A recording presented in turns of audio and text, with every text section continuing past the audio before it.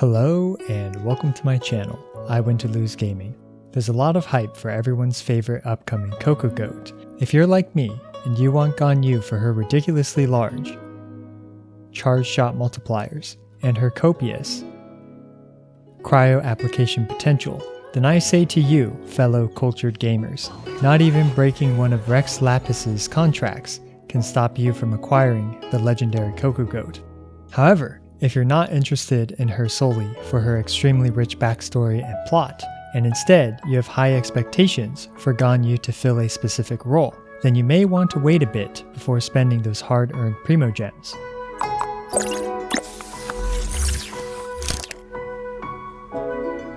Let's start off with GanYu's cryo application potential, which I'll be calling the ice cream machine build. I felt like I needed to make this video because a lot of you have been leaving comments asking me if I think she'll be a strong ice cream machine, particularly for Diluc and Klee. Now, as an ice cream machine, GanYu's main goal will be to use her burst to apply cryo as much as possible so Klee and Diluc can melt their attacks. Unfortunately, we really don't know if this is a particularly good use case for GanYu. So if the main selling point of GanYu to you isn't her rich plot, but instead is her ice cream production potential, then you should definitely wait for waifu connoisseurs like myself in the community to review her in this role. I will be testing the ice cream machine shortly after admiring her massive charge shot numbers, and I'll be making a video on it. Now, it's my personal opinion that no one will be able to satiate Klee's ice cream needs completely. Just take a look at how many Pyro numbers this little gremlin can put out. To my understanding, the internal cooldown for melt is way longer than these bajillion Pyro numbers on the screen. Regardless, I will be testing GanYu's burst with Klee and Diluc to see how efficiently she can help them proc melt.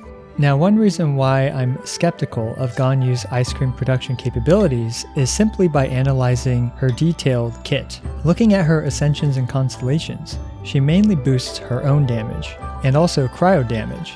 It's not until Constellation 4 that she provides any additional party-wide damage buffs to non-cryo teammates. Comparing her to other supports like Venti, Bennett, Xingqiu, and Albedo, etc., whose abilities are more clearly designed to boost the entire party's damage output. GanYu's kit being focused on increasing her own damage reflects both on her character design and thus role designation. Regardless, whether or not GanYu will be a great ice cream machine will be one of the first questions I attempt to answer after getting her, so stay tuned for that by smashing that subscribe button and ringing that notification bell. Next, let's talk about GanYu's massive charge shot multipliers, aka her carry potential. In my last video, I broke down why I thought she has the potential to be a top tier DPS. However, that does not mean she will feel like a top tier DPS, especially upon release. Since I felt like I didn't emphasize this point enough in my last video, I wanted to reinforce it in this video. If your main carry, let's say Diluc, is level 90 with a decent level 20 Crimson Witch set, he's going to make a level 70 GanYu with mediocre artifacts feel extremely underwhelming. Character level, weapon choice, and artifacts end up making a huge difference when added together. And I'm going to call this the new character's criminally underbuilt syndrome.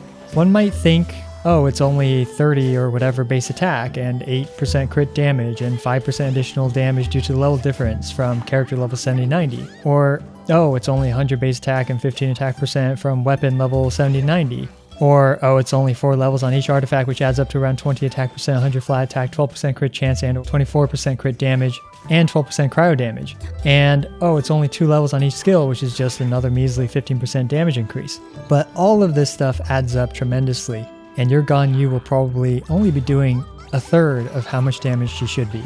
So not only will she have the new character's criminally underbuilt syndrome, GanYu has a couple more problems as a carry. The first one being that, when she's lower than Constellation 6, she is a backloaded DPS character. So let's talk about front-loaded DPS versus backloaded DPS. Front-loaded DPS is when your character is able to dump their maximum DPS shortly after they come onto the field.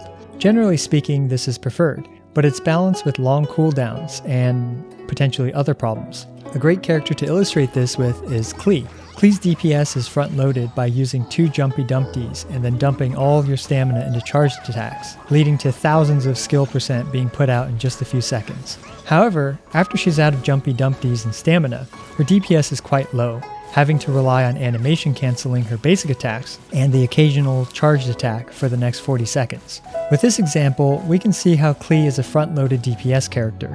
While in the overworld, you spend a lot of time going from point A to point B, and this gives Klee plenty of time to refresh her 2 Jumpy Dumpty cooldowns, and to be at peak DPS again by the time she reaches point B. GanYu's kit, on the other hand, is designed as backloaded DPS, needing to fire at least 2 Frostflake arrows to realize her most potent DPS options. In a more sustained fight, or while your front-loaded DPS characters are recovering, GanYu's long-term DPS is very good from her subsequent Frostflake arrow shots.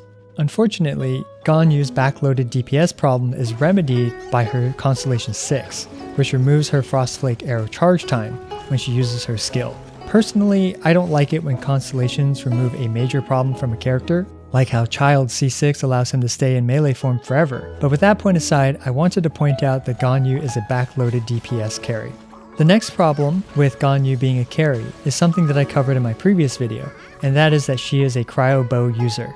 If you want a more detailed explanation, go check out the previous video. But in summary, when compared to heavy Pyro attacks like Klee and Diluc, GanYu counters far fewer enemy mechanics. In all situations where you would want a heavy attack or Pyro attack, Diluc and Klee will feel very powerful, annihilating all physical shields and many different elemental shields, whereas GanYu will feel extremely weak against many of these monsters that you're so used to destroying with Klee and Diluc. So even if GanYu's theoretical DPS is competitive, there are less situations that she can apply her DPS optimally, thus making her feel weaker than she theoretically is. Now just to clarify, my goal in this video is not to tell you not to pull, but to adequately prepare your expectations for her, and to also wait for reviewers like myself to show you her potential. Will she be a great ice cream machine?